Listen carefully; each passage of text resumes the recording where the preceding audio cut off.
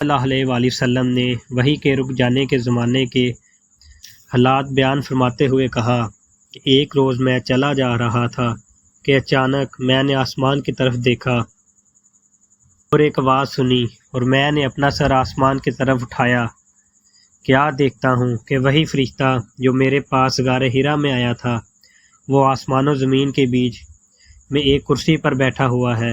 میں اس سے ڈر گیا اور گھر آنے پر میں نے پھر کمبل اوڑھنے کی خواہش ظاہر کی۔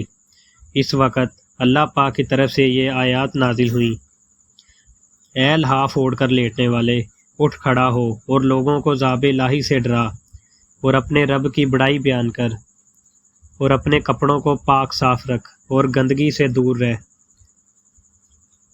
اس کے بعد وہی تیزی کے ساتھ پے در پہ آنے لگی۔ اس حدیث کو یحییٰ بن بکیر کے علاوہ لیث بن سعد سے عبداللہ بن یوسف اور ابو صالحہ نے بھی روایت کیا ہے۔ عقیل کے علاوہ ظاہری سے حلال بن رواد نے بھی روایت کیا ہے۔ یونس اور معمر نے اپنی روایات میں لفظ فواد کی جگہ بوادرہ نقل کیا ہے۔